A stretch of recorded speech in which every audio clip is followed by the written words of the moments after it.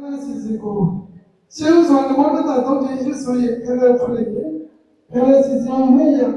Mungu wibadana naiga sielo. Auni bunda tauni sielo tama. Abri danuwa ogada garo toki. Napa dida kayu sabiye. Sipani. Kanasisiku tauya. Toya lado sielo tangaro situye doma. Pratiya chini pidra domuye. Sipani. Kanasisiku meya. Kadang-kadang kita nak bersinar. Kau sekarang juga yang lulusnya kau baca tidur cepat ni. Kerana sejarah ya, awalnya benda tahu siapa orang, kerana nomor nanti ya cini bidra domoni cepat ni. Kerana sejarah ya, kerana jauh siapa, pada siapa diri siapa dia berapa, kerana budaya di citu cisuti, wanita sekarang Tocha Pino Chapani, Kanasi Korea, Toyama Salatana Sibuya Tuni, every Tadoga, Hoga, Danasi and the Tonka Yusuri, Selik and Lumina, Kana, all means were Yumi, Chibajo, Salatana Sibuya Duga, Yudiliaswa, Paja Sota Bandipia. Selik and Lubago, Nataliba Yapitato, Unwito. Tolnya ini utama bagi mereka amun tadi kereta pada orang itu kereta kema pada domui mau mereka mau tapi ini cepu mau tak itu mau kita sudah sangat jenius kereta luar mereka luar sangat luar jenis begini. Jadi, bukannya isi news sama, ia dengan prison, lalu US ekonomi, canggih kontennya, agaromnya dengan lalu lede atau setau, lede desa je, kalau bukan lalu canggih konten, agaromnya isi mana lalu masa atau je. Sangat jenius kita jenius, jauh mau ludengi jangan dia. Ayam suami nesor ludu tu,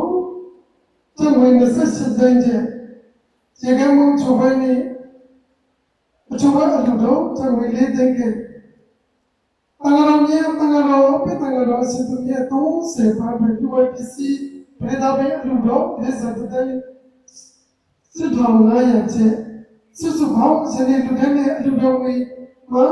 ni yang lise tautai ko tau sitau ngaya kiti ludengi sejauh toya lado dama misuduni toya lado siaro tangalo situnya doa mungkin dah punya sih toya jadi seperti seni ludengi minggu lalu toya lado siaro tangalo situnya duni apa itu juga ni motor tak tahu je yusui kerana boleh bibayi Yute limnya sua, syautra baca apa dia? Namo Tassa Bhagavato Arahato Namo Tassa Namo Tassa Bhagavato Arahato Namo Tassa Namo Tassa Bhagavato Arahato Namo Tassa. Karena sebenarnya mama wibadana naika siaro, awalnya bunda jodi siaro dharma, toya lado tamami suwe kondoma, oganda karo jobi, inya pia sigo karo bino, siaro piyama, apa tiga cini pitra do mubaye, piarwi do yuti linya swa. Syautra belajar apa dia? Ogada, Rayadan, Asidan, Manodan, Tabadoda, Tadeno, Yitubu, Yabasijin, Juma, Pachama, Judea, Katia, Jay, Ojaya. Ya Yerena, Yerena, Yetoma Rugu, Yote, Linya, လက်ဆုံးမိုး၍ရှိခိုးပူဇော်ဥမျောမှန်လျှော့ကြောပါ၏ရှင်ဘုရား ဘုရားယရနာတရားယရနာသံဃာယရနာဟုဆိုအပ်သောယရနာမြတ်သုံးပါးတို့အားယူသည်မြတ်တို့လက်ဆုံမူ၍ရှိခိုးပူဇော်ဖုံမြောမှန်လျောကြောရာခြင်းသည်ဟုသောပူဇွန်တဗနာမကုသိုလ်ကံစေနာသရဏဂုံသုံးပါးနှင့်တကွအင်္ဂါ၅ပါးရှိသောသီလတော်မြတ်ကိုခံယူဆောက်တည်တန်းဆောက်တည်စေသောက်တည်ပြီးဖြစ်သောသီလကုသိုလ်ကံစေနာမိမိခန္ဓာကိုယ်အတ္တဘောနှင့်တကွအလုံးစုံသောသင်္ခါရတရားတို့ကိုနေစာဒုက္ခအနတ္တဟူ၍ဆင်းရဲသုံးသာပွားများအထုရသောသမထဘာဝနာဝိပဿနာကုသိုလ်ကံစေနာဘုရားရှင်သာသနာတော်ကြီးနှင့်တွေ့ရကျုံအဆုံးအသည့်ခိုက်သာသနာတွင်ဒါနခေါ်ဆိုရမည်ဤကရင်လျာသင်္ကန်းနှင့်တကွလူဝဝုဒ္ဓစုစုကိုဆက်ကလူတိုင်းရင် ကြောက်တော်မူလာကြသောသံဃာတော်ရှင်သူမြတ်တို့နှင့်ကွာအပိသပေါင်းသူတော်ကောင်းတို့အားသွမ်းဘောဇင်ချိုရင်ရသာဖျားဖျားတို့၏ဆက်ကလူတိုင်းချင်းအနာမတာဝုဒ္ဓငွေတို့ကိုဆက်ကလူတိုင်းရခြင်းသည်ဟူသောဒါနကုသိုလ်ကစေနာ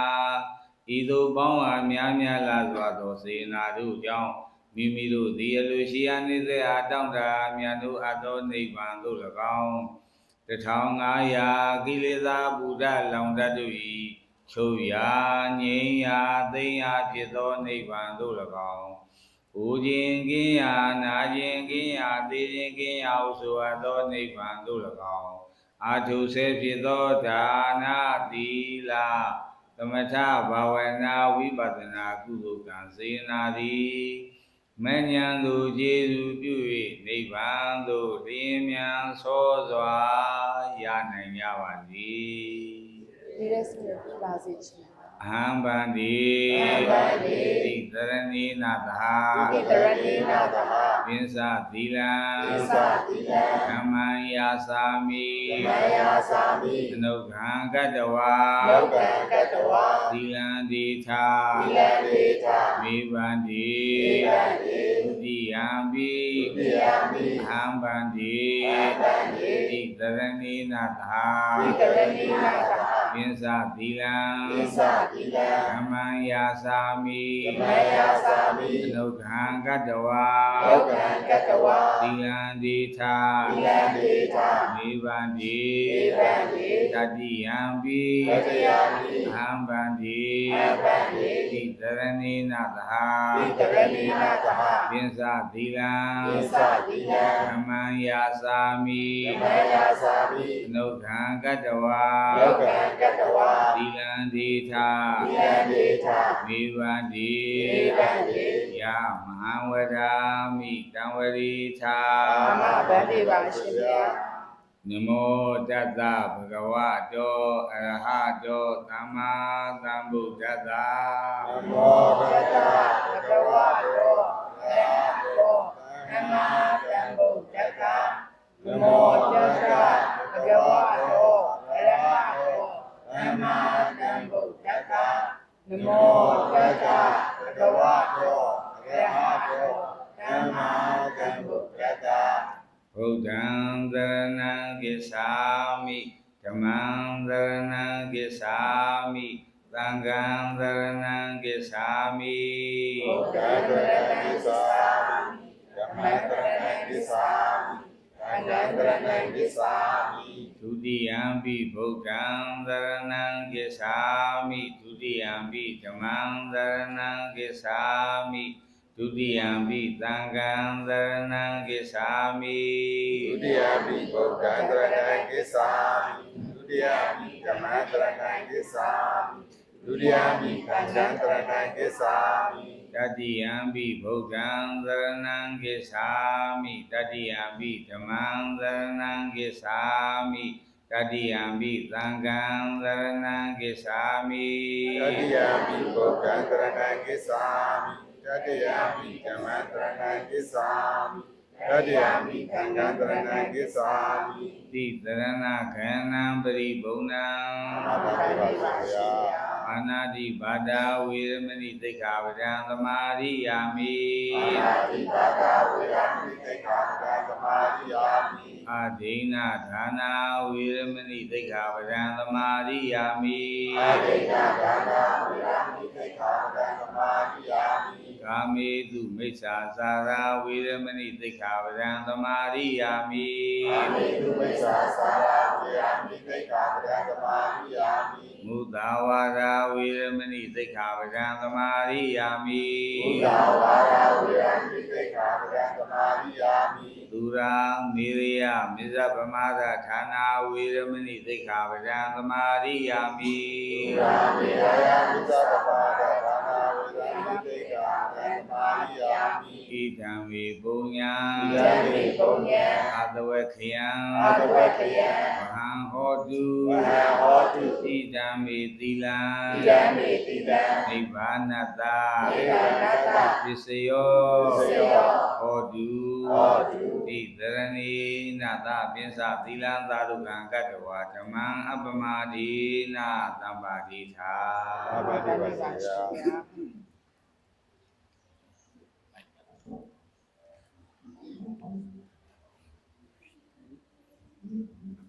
ရိုင်းလုံးချမ်းပါရအခက်အခဲရှိရင်ဒီတိုင်းပေါ်ကြီးဒီရပုံရတာတို့ထိုင်ကြတယ် ခက်တလိုက်ထိုင်ကုန်လေးနဲ့ထိုင်လို့ရတယ် ဒီရပုံထိုင်လို့တို့ကရစီစီတော့ရပေါ်လာတော့ဆရာတော်တို့စီတနေတို့မှာညကတည်းကလူရှင်မိသားစုနဲ့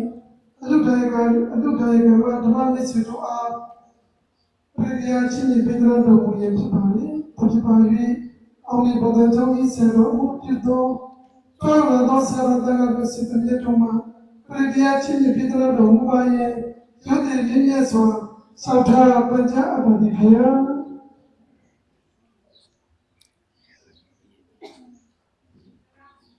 သမန္တာသကဝါလေသူအရဟိသတုဒေဝတာသတ္တမမုနိရသတ္တသုနာတုသကမောက္ကံဓမ္မဓမ္မကာလောယံပတ္တကာဓမ္မဓမ္မကာလောယံပတ္တကာဓမ္မဓမ္မကာလောယံပတ္တကာနမောတတ္တဘဂဝတောရတောသမ္မာသမ္ဗုဒ္ဓတ္တနမောတတ္တဘဂဝတောရတောသမ္မာသမ္ဗုဒ္ဓတ္တနမောတတ္တဘဂဝတောရတောသမ္မာသမ္ဗုဒ္ဓတ္တယတာနုဘဝရေကာနိဝတသတိပိနနာယမိစေဝနိယုသံတောဂတိနိဝမတ္တတိတောဒုက္ခဒုရိသုတောဇာဘာဝတိစိနာပတ္တိဧဝမာရိဘုဗေတံပရိယံဓမ္မနာမယေ အရိယမတဥဒရေနာယန္တသန္တံဗံမိရမိစ္ဆာရေကောဥဒ္ဒသာသုသာဘဝရောသာသမုရဏတိမာရိသန္တသောသာဘဝရောသာအပတိသောသာသန္တဥပဟုတ်တိသန္တိယောသန္တိလကောသာအပကံဘောကုလေသောအနန္တုရေယောနာဇာကုရမသရေကိဉ္စီယေနဝိနုပရေဝဝရေယော ကိနဝဒေမိနောမတုသဝသတ္တမုလူတိတ္တာ ယေကေတိဝနာဘုရားတိသာဝတာဝရဝနဝတိသာဒီယဝါယေဝမန္တာပိသိမာရတကာနုလတုလာဒေယဝါယေဝရိကာယေဝဒေဝသံယောဝိတိဘုရားဝါသံဝေတိဝသဝသတ္တမုဒုတိတ္တာနာဘောဗရဏုဝေဒနာတိယေတကရတိနာကိစီယာရောသနာပရိကတိညာတိညာပညာတာဒုက္ခပိစီယအာရယတာယံဗုဒ္ဓမာယုလာဧကဗုဒ္ဓမတုရကေဧဝံမေတ္တာဘဗုဒေတုမာနကာမဝေယပိမာနံဧတေသာသဝတောရသမေမာနသာဘာဝေယပိမာနံဩဒံရောဇာတိယဇာအတ္တပါရံအဝိရမသပတ္တံဣဒံသရဏိရေနောဝတရားနောယဝတသဝိရမိတောဣဒံတရေယတိတရားဝိမမေတံဝိဟာရမိရမာဟုဣဒေသာဒုမေကမသီလဝါဒသနေနာသမ္မာနောကာမေတုဝိယကေသံနာဣဇာဒုကဝတိယမုနာရိတိဣတိပိသောဘဂဝါရသမ္မာသမ္ဗုဒ္ဓော ဝိဇ္ဇာသရဏသံပါနောသူကတောလောကဝိတုအနုတ္တရောပုရိသဓမ္မသာရတိသတ္တဒေဝမနုဿာနာဘုရောဘဂဝါသက္ခာတောဘဂဝါဒါနမောသံဃိတိကောအာဂါလိကောဣပါတိကောဥပါတိကောဣဇနံဝိဒဘောဝိတုဟိဥပရိပါနောဘဂဝါတောသမကသံဃောဥစုပရိပါနောဘဂဝါတောသမကသံဃောယာယပရိပါနောဘဂဝါတောသမကသံဃောသံပိစိပရိပါနောဘဂဝါတောသမကသံဃောယတိတံသတ္တယိပုရိသယုဂာနိဓမ္မိသပုဂ္ဂလာဧတာဘဂဝါတောသမကသံဃောအာဟုရေယောပါဟုရေယောဒေဂိနေယောဣဇလိကရဏီယောလောကပုညကေတံလောကတဧဝံဗုဒ္ဓံသရဏတနာဓမ္မတံဣသဗေကောဘယံဝါသမိတတဝါလောမံလောနာယိတိယံလောကိလေသာဝမေလင်းသသောဇာပနာဘောတကုဏသတတောအဘေမောတိပိနာကံတံဘုဒ္ဓံလူပါဝိနာဝိနာသမေတုယံလောကိလေသာဝမေလင်းသသောဇာပနာဘောတကုဏသတတောအဘေမောတိပိနာကံတံကမ္မလူပါဝိနာဝိနာသမေတုယံလောကိလေသာဝမေလင်းသသောဇာပနာဘောတကုဏသတတော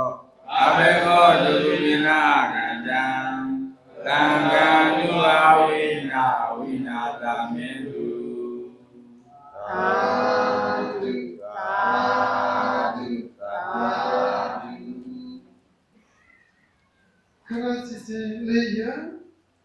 ညကလေးလူရှင်မိသားစုအားလုံးကစနေကလေးလူတွေနဲ့လူတိုင်းဝေပစ္စည်းစုစုပေါင်းရဲ့တန်ဖိုးဝေဒီ140တောင်းတဲ့9600တိတိဖြစ်ပါလေအဲ့တော့လူရှင်ဂရိတ်ဒါယကဒေါက်တာအိုနတ်တော်ဂရိတ်ဒါယကမှာဒေါက်တာဒုံဝီတာမောင်နေကမောင်သမီးမတ်တီနေချန်ပိုတာမောင်ချက်အေချန်မောင်မိသားစုတို့မှာစနေကလေးလူဝဲရဲ့သူ့ဝဲပစ္စည်းများနဲ့ကထိုင်တဲ့ဒီတဲ့ကိုစက္ကန့်တွေဖြစ်ပါလေသူဒီပါရီဂရိတ်ဒါယကဒါယကမှာမိသားစုတို့မှာကရတဲ့တဲ့စက္ကန့်ပြပါရင်လေးစားစွာပန်ကြအပ်ပါလေ ဒီကကြီးတို့ဒီဘက်လာဖြတ်နေတယ်ဘက်ကရန်လေးဘက်ကဒီမိုင်းလာခ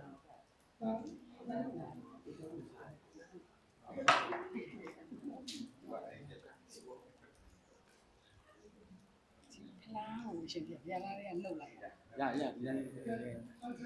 မိုင်းလို့ထိုင် everybody can love each other.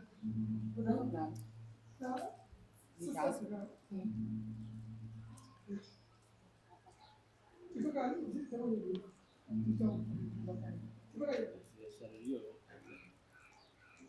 အေးလိုက်စို့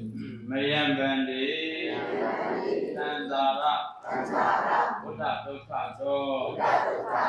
မောဇနထာယံဣမံကတိနာစီဝရံသံဃတ္တာဒီမာအရှင်ဘုရားပြီးတော်သည်အလုံးစုံသောသန္တရာဝဆင်းရဲမှာအင်းလို့ထွမြောက်ပါရခြင်းအကျိုးမှာဒီကထိန်လျာသင်္ကန်းကိုသံဃာတော်ရှင်သူမြတ်တို့အားစက္ကလူကမ်းပါ၏အရှင်ဘုရားဣမိနာကတိနာစီဝရိဏကတိနံအထရထဤကထိန်လျာသင်္ကန်းဖြင့်သံဃာတော်ရှင်သူမြတ်တို့သည်ကထိန်ခဲတော်မူကြပါဗျာ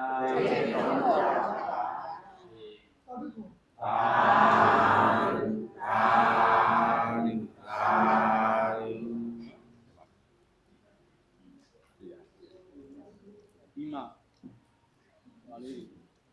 သင်္ကန်းလေးတွေစီးပြတယ်ဟိုသင်္ကန်းတွေရှိမှရှိတဲ့နော်ရှိတယ်အလားကြီးတွေပြောတယ်နီးစက်ရသင်္ကန်းလေးတွေပြတ်ကမရောက်ခွက်တယ်ဆရာတော်ကြီးတို့ဆုံးကမရ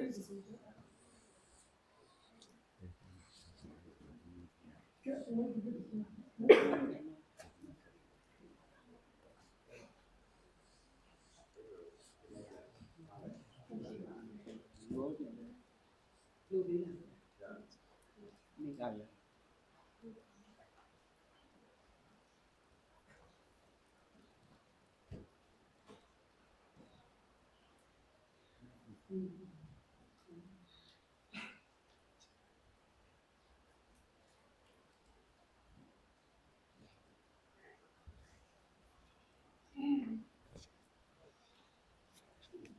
那你去， ပုံကြီးအဲ့ဒါလည်းကြွားနိုင်လိုက်ဟုတ်ရရဘုရားနည်းတရားရေးကြောင်း 哦，现在大家都是那种别，是别 ပြင် 那， တန်ကဆရာတော်ကြွား 我 ပါ 别的那种， ကျောင်းအကွေနေနေရော 是别说，这都那种家不，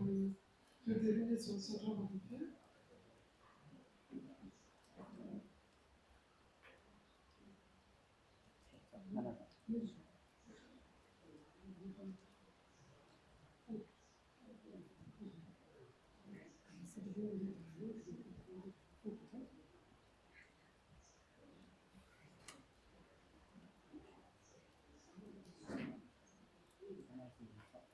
刚才是那样，现在个在路那个外国在家里他妈没水，这都是帮助啊，奥米不吧，找点钱都别地嘛，个在农忙那点，去年别的那种农业，就得那边说上场啊不别。 ဒီနေ့ဒီရမှာဘုရားရှင်သာသနာတော်ကြီးနဲ့တွေ့ရကြုံကဆုံးအားကြီးခိုက်တာဒီမှာသာသနာ့ဝင်ဒါနာလို့ခေါ်တဲ့ကတိလျာသင်္ကန်းများကိုစက္ကန့်ပြန်ပါလေလူသားမြန်တော့လည်းပဲခါတိုင်းလူလိုမှုပဲနဲ့တန်တာရဝတ္တဒုက္ခတော်ဆိုတာတော့ဆိုပဲပြီးပြီတန်လျာဝဆင်းရဲမှာသတ်မြောက်တာဖြစ်တော့နိဗ္ဗာန်ကိုလိုချင်လို့ဒါရင်ကတိထဲမှာလည်းဗျာဤကတိလျာသင်္ကန်းမျိုးရှင်းပြလို့ဝိသုမကံအားလို့ဆိုတာကတိထဲတော်မူရပါဆိုတော့ တန်လျာဆိုတာခန္ဓာ၅ပါးယုံတရားနာတရားရှိနေတာတန်လျာပဲအဲတန်လျာထဲမှာရှိနေရင်ယောဂီယောဥစဉ်ယောတန်ဃာတော်ရှင်များများတွေအာလုံးသတ္တဝါတွေဒုက္ခတွေကတော့အမျိုးမျိုးပေါ့လေဇာတိဇရာပြာတိမရဏအမင်းဒီဤလိုဝတွေမပြတ်ခဏအနှိမ့်ဆက်ခံရတဲ့ပိလနာသဘောတရားဆိုတော့ခင်ဗျားတို့ကြည့်လို့ရတယ်ကလူရယ်လို့ပြောရင်ပြောရညာတော့ပဲအနှိမ့်ဆက်ခံရတာဇာတိကလည်းနှိမ့်ဆက်တာပဲဇာတိနှိမ့်ဆက်ပြီးတော့ကိုချင်းတရားကလည်းနှိမ့်ဆက်တာပဲမဟုတ်ပါနဲ့လို့ပြောလို့မရဘူး မနာပါနဲ့လို့ပြောလို့မရဘူးယောဂဝေဒနာတွေမဖြစ်ပါနဲ့လို့ပြောလို့မရဘူးသူကနှိမ့်ဆက်ပြီးလို့နေရတာပဲနောက်ဆုံးကျခင်ဗျားတို့လည်းသေဦးမှာပဲသူတို့လည်းသေဦးမှာပဲဆိုတော့ပခဲနဲ့မင်းဝေးလေတွေကနီးလေပြင်ကောင်းအမှန်အောင်ဆိုပခဲနဲ့ဝေးလာလေလေခေါင်းတွေကနီးနီးလာလေလေပဲနော်အေးခေါင်းနဲ့မနီးခင်မှာတကားမှကို့မှာအာဟုလေးပါလေရှိထားဖို့ကောင်းတယ်ပေါ့နော်အာဟုမပါရင်တန်ရမှာစုပ်စုပ်ပြပြနဲ့စင်းစင်းရဲမုံမဲ့ဒီဒီနဲ့နေရရင်မကောင်းဘူးပေါ့ဒါကြောင့်အာဟုပါလာဖို့ပဲ ဒါကြောင့်ဘုသောကဆိုရတဲ့မှာဗုဒ္ဓံသရဏံကိစ္ဆာမိဗုဒ္ဓံသဗ္ဗညမြတ်စွာဘုရားကိုရမြတ်ကိုသရဏံကိုယ်ဝေယဟူ၍ကိစ္ဆာမိစိကပါတယ်ဘုရားကိုကိုယ်ပါတယ်ဆိုရင်ဆိုပါ냐တော့လေဘုရားစကားနားထောင်မှဒါလျင်ဘုရားကိုကိုယ်ဝေရောက်တယ်ဘုရားကိုစိကရရောက်တယ်ဘုရားကိုကြည်ညိုရောက်တယ်ဘုရားရှင်ကိုရမြတ်ကဘာတွေပြောခဲ့လို့ဆိုတော့မင်းတို့တန်လျာမှာကြံရတဲ့အခါနိဗ္ဗာန်ရောက်ရင်ရောက်မရောက်လို့ရှိရင်ဒါနာတရားတွေတော့ပြုတာမင်းတို့ ဖြစ်လျာဘဝမှာဆင်းရဲနေမှာစိုးလို့မရောက်ဒါနာတရားလည်းပြုခိုင်းလာပါတယ်ချမ်းသာဝင်ချမ်းသာရညာတော့ပဲနောက်ပိုင်းကျတော့ကိုကမကြမ်းမာရင်ဘာမှမစားနိုင်တဲ့အတွက်နောက်တော့သီလတရားလေးပါစောင့်တည်ထားအောင်ကွာလို့ပြောပါတယ်တရားအမတွေ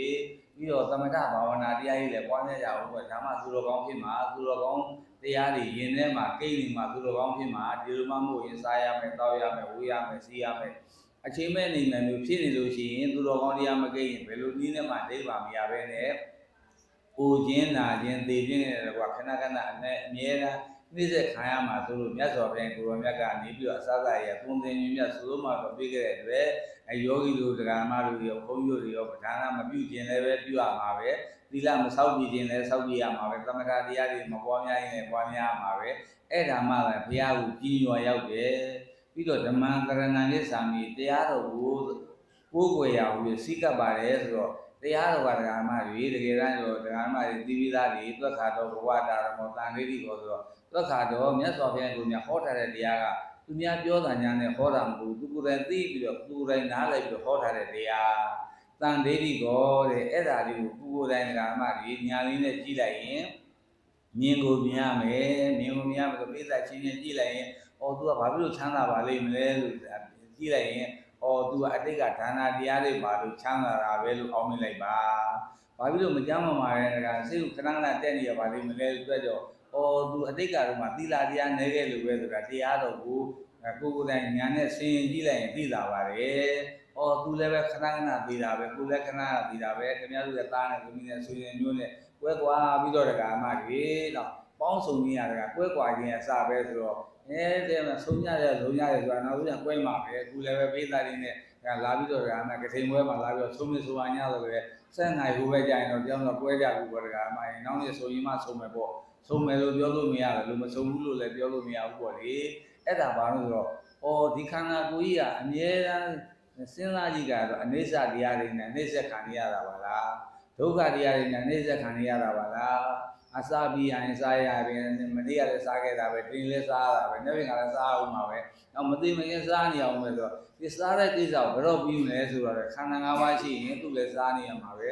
ဲအစားပြီးပြန်လို့သူကတကမကောင်းတာလားဆိုမကောင်းတဲ့တကအမှားကြီးအတုပါပဲပါပြီးတော့ချွေးရစားပြီးတော့နန်းလာတဲ့ရည်နေတိုင်းချိုးပြရတယ်သတ်စင်အောင်လုပ်ပြရတယ်သရကလေးပြရတယ်ဘာဖြစ်လို့ဆိုတော့မိမိခန္ဓာကိုယ်ကြီးကအတုပါပုတ်ကောင်မျိုးမျိုးရောက်တကအမှားကြီးပုတ်ဆောင်မနာအောင်လို့ဆိုပြီးတော့ရေမွေးလေးပါလေးဖြန်းပြီးတော့ပေးရတာတွေဒီကိုယ့်ကိုထင်ကြည့်မနေနဲ့အော်ငါအတုပါဒုက္ခသစ္စာကြီးပါလားမြင်တာသူ့ကိုပြုစုနေမယ် तू ကကိုယ့်လိုလိုမလိုက် तू ကတော့အိုခြင်းရအိုတာပဲနာခြင်းရနာတာပဲသိရင်ရနေတာပဲအဲ့တော့သာသမီကစပြီးတော့သိရင်ကိုကိုယ့်ရတာမရောက်တော့မှာပါလားလို့သဘောပေါက်တော့မှတန်သေးကောကိုယ်တိုင်ကြည့်တော့တကယ်တမ်းသိတော့တာပါလားအကာလီကောမင်းတို့ကအဲ့အနိစ္စဒုက္ခအနတ္တလေးတွေကိုဆင်ခြင်ပြီးတော့ညာနဲ့ဆင်ခြင်ပြီးတော့သွားရင်ကဖြင့်အရိယာသူတော်သွားတော့သိအောင်ရပြီးနိဗ္ဗာန်ကိုရောက်နိုင်တယ်မင်းတို့ကတော့အသိဉာဏ်လေးရှိပြီးအနိစ္စရာမြောင်ရှုလိုက်ပါဒုက္ခရာမြောင်ရှုလိုက်ပါဖြစ်တာပြက်တာပေါ်တာပြောတာမြောင်ရှုလိုက်ပါဆိုတော့ကိုယ်စဉ်းစားရင်သိတာလေခင်ဗျားတို့အိမ်ကမလာခင်တော့ခြေလမ်းလေးကအခုပြန်ကြည့်လိုက်ရင်မရှိတော့ဘူးပြက်သွားပြီစောစောကမဲ့စားတာတောက်တာကြီးလည်းနည်းနည်းရှိမှာပေါ့အဲ့ဒါလည်းပြက်ခဲ့ပြီအခုဩကာသဆိုတော့ဟာကြီးလည်းပြက်ခဲ့ပြီဆိုတော့အော်ဒီခန္ဓာကိုယ်မှာဘာမှမရှိပါပဲလားဖြစ်တာနဲ့ပြက်တာပဲရှိတာပါပဲလားလို့အဲ့ဒီအသိဉာဏ်လေးရှိနေရင်အဲ့ဒီအသိဉာဏ်လေးကဝိပဿနာဉာဏ်လို့ခေါ်တယ်အဲ့ဒါသာသနာတွင်းမှာတွေ့ရတာဘဝတိုင်းတော့လူပဲဘူးတယ်ပေါ့လေပြီးတော့ပြီးတယ်ဘူးတယ်ဒါပေမဲ့လည်းသစ္စာသိပြီးတော့လူခဲ့တာမဟုတ်တဲ့အတွက်ဂုဏ်လူကိုတရားပြီးသူတို့ရဲ့ငါသားတွေဟေသူတို့ရဲ့ငါရဲ့အစင်းမြေဖြစ်လျော်ဝါမှာကောင်းစားအောင်ဟေကောင်းစားအောင်ဟေလို့ဓမ္မတွေသူတောင်းခဲ့တဲ့ခါကျတော့ဓမ္မတွေမကောင်းစားဘူးလို့တော့မပြောပါဘူးဓမ္မတွေကောင်းတော့ကောင်းစားပါတယ်ဒါပေမဲ့ယုတ်တရားနာနဲ့ရလာတဲ့ခါကျတော့ကိုဝိနာဖို့သေဖို့ကပြောကိုကဆူတောင်းပြီးတော့လူခဲ့လို့ပြလို့မရအောင်ပြန်ပြီးတော့ပြောရရင်ဓမ္မတွေသတိရအောင်အများအားသတိအောင်ပြောရင်တော့ဓမ္မတွေသူတော်မှားခဲ့သူပါသူကြောင်းတရားနဲ့သူပါဆိုတဲ့သဘောယူတော်ဓမ္မတွေတကယ်တိုင်းတော့ခင်ဗျားတို့တို့ကဆူတော်မှားခဲ့တာအဲ့တော့မေ့ပြင်းနဲ့မေးတာရှိပါသေးတော့မောင်ကြီးလို့ပြောရမယ်အပိုင်းရောက်သွားတာဘာဖြစ်လို့ကိုကဆူတော်မှားခဲ့လို့ခန္ဓာကိုယ်ကြီးရတာလေခန္ဓာကိုယ်ကြီးရတော့အဖေဖေနဲ့အသက်မကြီးကြီးနဲ့ကြီးလာတာလေအသက်ကြီးလာရင်ကသေကနီးလာတာလေအော်ငါသေရအောင်မှာပါလားသေဘာလို့သေရပါလိမ့်မယ်ဆိုတော့ခန္ဓာကိုယ်ကြီးရှိလို့ဒီခန္ဓာကိုယ်ကြီးကိုဘယ်သူဆူတောင်းလာခဲ့တာတော့ကိုယ်တိုင်ဆူတောင်းလာခဲ့တာ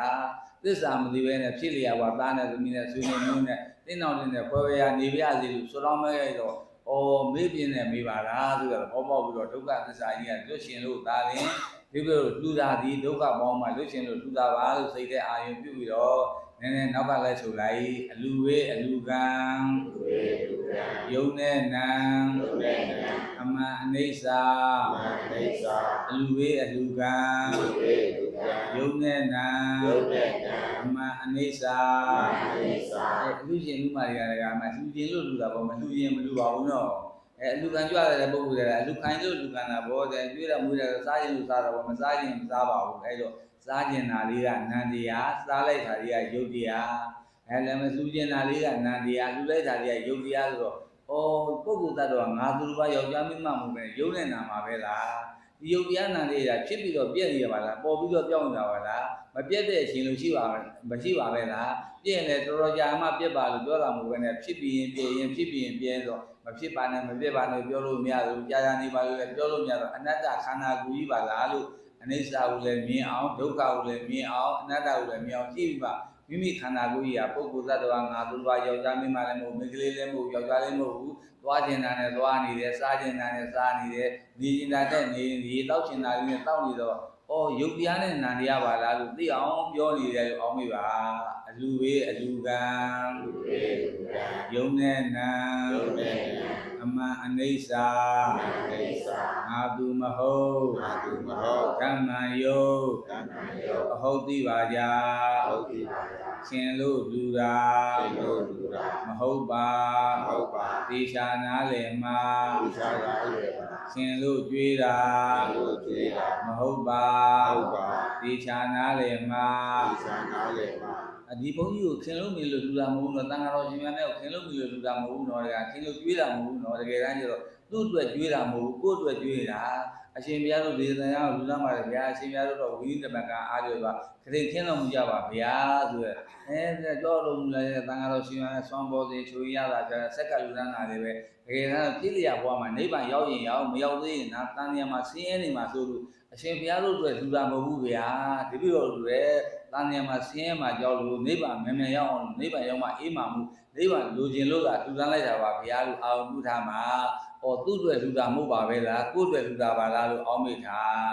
တန်ဃာတော်ရှင်များကလည်းဒီကတိချင်းလိုက်တဲ့အတွက်တရားဓမ္မတွေဒီအာနိသင်ရပြီးတော့တပေါင်းလာပြည့်နေပြီးတော့တော်တန်အာဘတိမသိတော့ဘူးပေါ့လေအဲ့ဒါကသူတို့လုံးယူလိမ့်မယ်ကိုယ်အတွက်ကိုယ်လုံးယူပြီးတော့ဒီဒုက္ခသစ္စာကြီးမှာလွတ်ရှင်လို့လူရတယ်ဘုရားလို့အာယုံပြုထားမှသာရင်အစဉ်ပြေမှာခင်လို့ကြွေးတာမဟုတ်ပါသေချာနာလေမှာသီလသမာဓိဂုဏ်ကိုကြီးလူဤမြတ်ဒါနာအဲတန်ဃာတော်များမှာသီလကိုသမာဓိကိုပညာကိုနဲ့ကွာဝိမု ക്തി ကိုဝိမု ക്തി ဉာဏ်သာသနာကိုပေါ့လေပရိယတ္တိဂုဏ်ပฏิပတ်တိဂုဏ်တွေကိုရှိပါတယ်အဲ့ဒီဂုဏ်ကိုအာယုံပြုပြီးတော့ပฏิပြောလို့ကတိလျာသင်္ကန်းကိုဆက်ကလူလာနာတယ်ကွာလူဝတ္ထုစုစုကိုဆက်ကလူရဏသည်နိဗ္ဗာန်တွေ့လို့ပါဘုရားလို့အာရုံပြုပြီးတော့နိဗ္ဗာန်မဲ့ဖို့ယေတုတို့ရောက်လို့ဤဒါနာနိဗ္ဗာန်မဲ့ဖို့ယေတုတို့ရောက်လို့ဤဒါနာခန္ဓာဝိပါကောဒုက္ခဆိုင်မှာလို့ပြီးနိဗ္ဗာန်ကိုရှင်များဆိုတော့ရပါရရှင်များယုတ်တရားနာရလည်းမရှိတော့ဘူးယုတ်လည်းမရှိတော့ဘူးနာလည်းမရှိတော့ဘူးဆိုတော့စားဖို့လည်းမပူရဘူးဖို့နေဖို့ထိုင်ဖို့အစားမပူရဘူးသူ့အတွက်လည်းမပူရဘူးကိုယ့်အတွက်လည်းမပူရဘူးခုတော့ယောဂီတွေဦးသိန်းတို့မှာကိုယ့်အတွက်ပူရတာတွေမျိုးသူမအတွက်ပူရတာတွေမျိုးသားအတွက်ပူရတာတွေမျိုးသမီးအတွက်ပူရတာမျိုးတိုင်းပြည်အတွက်ပူရတာမျိုးဆိုတော့ဓမ္မတွေအပူတွေအများကြီးဖြစ်တော့အပူတွေဇတ်သိမ်းပြီးချုပ်ငင်းရပြင်နိဗ္ဗာန်ရောက်လိုချင်လို့လူသားနာပါဗျာလို့စိတ်ထဲအာရုံပြုပြီးတော့တတရာတုဘဝတရာကျိုးများရာဟုကိုးစားကယူပြီးသောတရားတရားဖြင့်ဒါနံနိဗ္ဗာန်တောင်ကံအရောက်လန်းနိုင်တဲ့ဒါနမျိုးကိုကရံတုစေနာဖွေးပြွယ်လေးမူ၍ကောင်းစွာမသွေပေးကံလူရန်နိုင်ကြပါစေသီလံပိစ္ဆာဌာနဝေကနှင့်ဓာတာညီညာမြတ်သီလာကိုရက္ခံတုညိုမေညစ်ခြင်းပြေကင်းပြီးတော့တန်ရှင်းစွာစောင့်တည်နိုင်ကြပါစေဘာဝနာပိရတာသမထဘာဝနာဝိပဿနာဘာဝနာနှစ်ပြားသောဘာဝနာတို့၌အလွန်တရားမွေးလျောကြကုန်၏ဟွန်တူပြကြပါစေကုန်သတည်းသဗ္ဗသင်္ကပ္ပလောကီကြံစီလောကုတ္တကြံစီဟူသည်များတို့သည်ဘူရင်တုတဆင်းနဲ့တဆင်းရင်းတဲ့ရင်အောင်မလင်းပုံသေးပြည့်စုံတော်မူနိုင်ကြပါစေကုန်သတည်း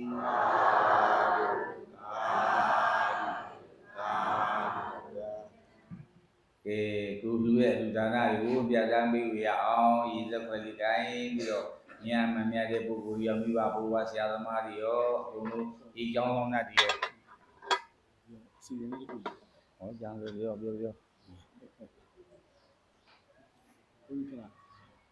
စီစီချောင်းရ ဘုရားလေးပြောစနေကလေးလူကြီးကလေးဘွေးကလေးဆရာတော်ဒီလိုကစီတော်ဆရာတော်စနေကလေးတိုင်းကတော့အား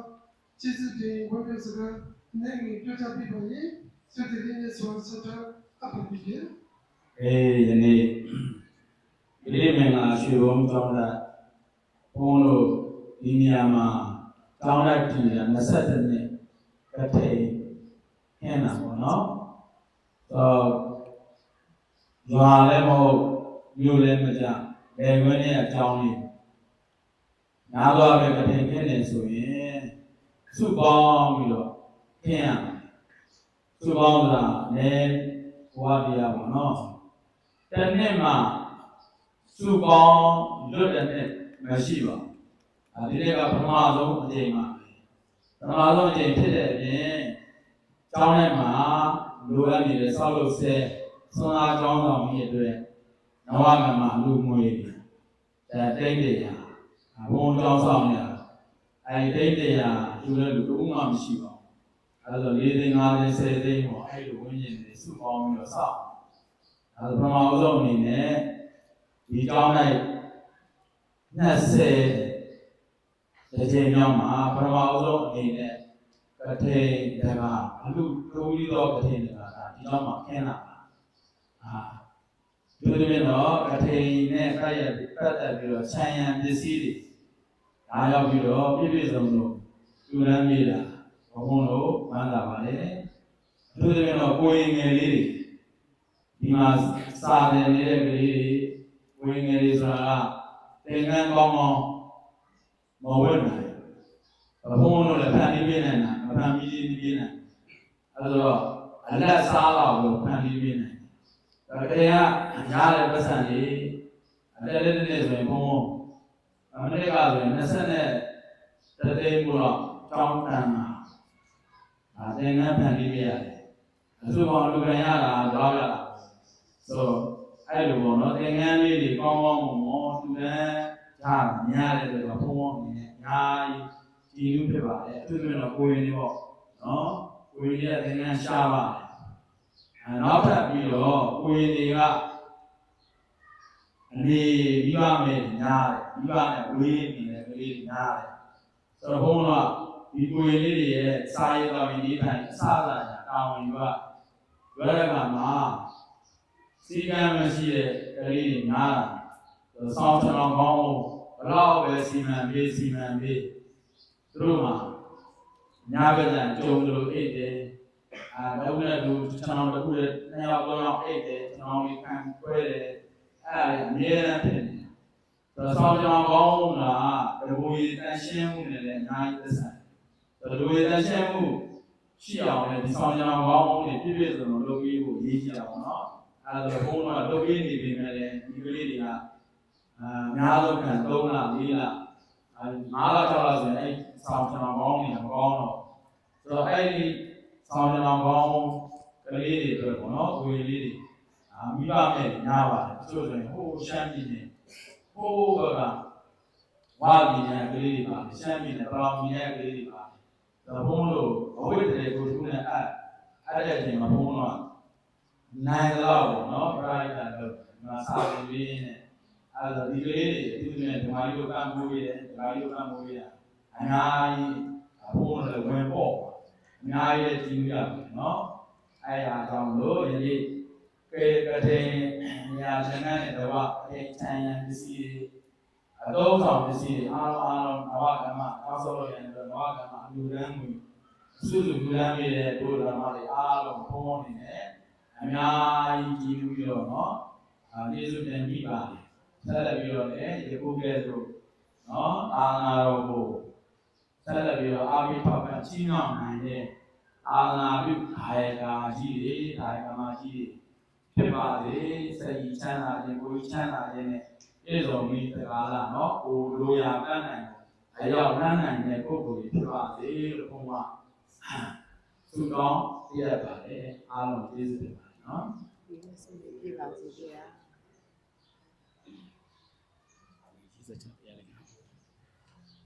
ဆက်လက်ပြီးဒီနေ့ကလေးတွေဘက်ကိုအကြံပြီးစစ်စစ်ချပြီးဘောဓဂုဏ်နဲ့စစ်တဲ့တတိတောင်းတရှိဆိုပြီးမှရှေမိုးဝင်မိုးဆိုတော့သူတွေစပါနေသူပါနေကလေးတွေကမိသားစုလုံးမှာစစ်စစ် ဘက်ကိုခိုင်းပြီးတော့အောင်မြင်ဖို့ကျောင်းလေးဆရာတော်ကိုစစ်သက်ချက်ပြီးပြီးဆွေးနွေးဆိုဆောက်ထားပါပြီဗျာ ဒီရက်ွက်ကိုင်းပြီးတော့အာလုံးသတ္တဝါကြီးဒီမှာဘူဝါရောဆရာသမားတွေရောမြည်ပလို့တဲ့ပုဂ္ဂိုလ်တွေရောဥစ္စာတော်ပုဂ္ဂိုလ်ရောထွေရဘောပုဂ္ဂိုလ်ရောအများအားပြုနေနိုင်အောင်အဲဒီလက်ချပြီးတော့ကိုယ့်ရဲ့ပြုလို့ကိုပြီးတော့မှရလို့ရပါသေးတော့အာယုံပြုတာအရှင်ဘုရားပြီးတော့ငါတို့သည် တော်မှာတို့သည် သံကို၎င်း သံကို၎င်း သံဤကျိုးပေးကို၎င်း သံဤကျိုးပေးကို၎င်း ယုံကြည်သော ယုံကြည်သော ဗရာတရား ဗရာတရား လက်ကင်ထား လက်ကင်ထား ၍သာသနာတော်ကြီးတွင် သာသနာတော်ကြီး တွေ့ရသည့်ခိုင် တွေ့ရသည့်ခို သာ င် သနာတွင်ဒါန သာသနာတွင်ဌာန ဆိုရမည် ဆိုရမ ဒီ ည် ကထိန်လျာသင်္ကန်းနှင့်တကွာ ဒီကတိန်လျာသင်္ကန်းနှင့်တကွာ ဝေဝုတုစုစုတို့ကို လူဝဲဝိတုစုစုတို့ကို သံဃာတော်တို့၏ သံဃာတော်တို့၏ သရိယတိဂုံ သရိယတိကုံ ပฏิပတ်တိဂုံတို့ကို ပฏิပတ်တိကုံတို့ကို အာယုံပြု အာယုံပြု တံပါ၏ တံပါ ရှင် ၏ ဘုရား ရှင်ဘုရား ဝိနည်းဓမ္မကံ ဝိနည်းဓမ္မကံ ရောက်ပတ်သောကထိန်ကို ကထိန် သင်တော်မူကြပါဗျာ ရှင်းတော်မူကြပါဗျာ ကြောက်တော်မူလာကြသော ကြောက်တော်မူလာကြ သံ သော ဃာတော် သံဃာတော် ရှင်သူမြတ်တို့နှင့် ရှင်သူမြတ်တို့နှင့် ဧပိသပေါင်းတို့အား အပိဋကပေါင်းတို့အား ဖန်ဘောစဉ် ဖန်ဘောစဉ် ဆိုခြင်းရတာ ဆိုခြင်းရတာ ပြပြတို့ဖြင့် ပြပြတို့ဖြ ဆ င့် က်က ဆက်က လူဒံ လူဒံ ကျွေးမွေ ကျွေးမွေ သက်ခံကြပါကုန်၏ သက်ခံကြပါကုန်၏ ဝေယဝစ္စ ဝေယဝစ္စ ကုသိုလ်ထူးတို့ကိုလည်း ကုသိုလ်ထူးတို့ကိုလည်း စီးပူးကြပါကုန်၏ စီးပူးကြပါကုန်၏ ဒီကောင်းမှုစုစုကြောင့် ဒီကောင်းမှုစုစုကြောင့် မိတော်တို့သည် မိတော်တို့သည် မေဖို့နိဗ္ဗာန်ကို မေဖို့နိဗ္ဗာန်ကို လွယ်ကူသောအကျင့် လွယ်ကူသောအကျင့် ပြင်းပြန်သော ပြင်းပြန်သော သိဉာဏ်တို့ဖြင့် သိဉာဏ်တို့ဖြင့် ရာရာ ရောက်ရာ ရောက်ရာ ရောက်ရာ ခံစားရပါလို့ဤ ခံစားရပါလို့ဤ ရှင်ဗျာ ရှင်ဗျာ ဒီကောင်းမှုစုစုတို့ဤ ဒီကောင်းမှုစုစုတို့၏ ဘုရားကကို ဘုရားကကို နန္ဒကုန်နှင့် နန္ဒကုန်နှင့် ယေရှုရှင် ယေရှုရှင် ဖြစ်ကြကုန်သော ဖြစ်ကြကုန်သော မိဟောင်းဖဟောင်း မိဟောင်းဖဟောင်း မိသေးဖသေး မိသေးဖသေး ဆွေဟောင်းမျိုးဟောင်း ဆွေဟောင်းမျိုးဟောင်း ဆွေသေးမျိုးသေး ဆွေသေးမျိုးသေး နယေတနေ နယေတနေ ဓမ္မမင်း ဓမ္မမင်း ဤမြစ်တနေ ဤမြစ်တနေ ဤရှင်မင်း ဤရှင်မင်း နတ်တို့တနေ နတ်တို့တနေ တရားမင်း တရားမင်း ကိုဆောင်နတ် ကိုဆောင်နတ် အိမ်ဆောင်နတ် အိမ်ဆောင်နတ် ရွာဆောင်နတ် ရွာဆောင်နတ် ဒီကြောင့်လက်ကြီးကို ဒီကြောင့်လက်ကြီးကို စတင်၍ စတင်၍ ဤဆောင်ရသော ဤဆောင်ရသော ပုဂ္ဂိုလ်များနှင့် ပုဂ္ဂိုလ်များနှင့် လူသားများသော လူသားများသော လူရှင်လူမတို့ပါ လူရှင်လူမတို့ပါ အမြပေးဝေပါကုန်၏ မြတ်ပေးဝေပါကုန်၏ သစ်ပင်တိုင်းသစ်ပင်တိုင်းတိုင်း သစ်ပင်တိုင်းသစ်ပင်တိုင်း ဆောင်းဆောက်၍နေကြသော ဆောင်းဆောက်၍နေကြသော လူကစိုးကြီးများ လူကစိုးကြီးများ ဥစ္စာဆောင်များ ဥစ္စာဆောင်များ ဘုရားပေါပုဂ္ဂိုလ် ဘုရားပေါပုဂ္ဂိုလ် မြင်အမမြင်အပ်သော မြင်အမမြင်အပ်သော ပုဂ္ဂိုလ်ပေါင်းတို့အား ပုဂ္ဂိုလ်ပေါင်းတို့အား အမြပေးဝေကြပါကုန်၏ မြတ်ပေးဝေကြပါကုန် အ ၏ မြရ၍ မြတ်ရ၍ ကိုယ်စိတ်နှဖျား ကိုယ်စိတ်နှဖျား ကျမ်းမာ ကျမ်းမာ ချမ်းသာ ချမ်းသာ ဝမ်းသာကြသည် ဝမ်းသာကြသည် ဖြစ်ကြပါစေသော ဖြစ်ကြ ကြပါစေသော အာလုံးကြကြမြတ်မြတ်မြတ်မြတ်တော်မြတ်ကြပါသောအာတုအာတုအာတုအာလုံးကြကြမြတ်မြတ်မြတ်မြတ်ယူတော်မူကြပါကုန်သောအာတုအာတုအာတုအာလုံးကြကြမြတ်မြတ်မြတ်မြတ်ယူတော်မူကြပါကုန်သောအာတုအာတုအာတု ခဏစီစဉ်ခွင့်ရခဏစီစဉ်ခွင့်ရကျော်တော်ဆရာတော်တို့စီမံတူအတေတတော်ကစနေစဉ်ကျင်းပအတေမြတ်ကလေးအလူမင်္ဂလာကိုဘုရားသာသနာစစ်တင်တတူအောင်းကျင်ရစ်ဆိုရင်အခမ်းအနားကိုအောင်မြင်စွာ ကျောင်းသိပေးကြပါရင်ကျိုးတဲ့လေးနဲ့ဆောင်းဆောက်တာပန်ကြပါလိမ့်ဗျာ ဘုရား သာသနာစီရန်တကတူ ဘုရားသာသနာစီရန်တကတူ ဘုရားသာသနာ စီရန်တကတူအာတုအာတုအာတုညကလေးလူရှင်မိသားစုတော်မှာရွှေဘုံဝင်ရောက်တော့ရွှေသုံးချောပြီးတော့အောက်ဘုဒ္ဓညဝိပကြပါပကြပါလေရွှေဘုံဝင်ရောက်ရွှေသုံးရပါပြီ ဟောင်းရော နောက်ကိုလည်းညပြီလား တိမ်တက်လိုက်ရိုးရိုးပဲတက်လိုက်ပုံ အရာရ အပေါ်မှာအေးစင်းနားလိုက်ပဲဟုတ်မှာတိမ်စင်းလောက်ကနေလာဟုတ်ကဲ့ဟုတ်ကဲ့ဒီမှာဒီတော့တူဘူးလာကမ်း ရပါဒါဟိုဒါကဟိုဂါကြီးပြရမှာဗျာဘောင်းပြရတဲ့ဂါကြီးပြရမှာသူ့ပိုက်လေး ဟုတ်ပါဘူး Bluetooth mode.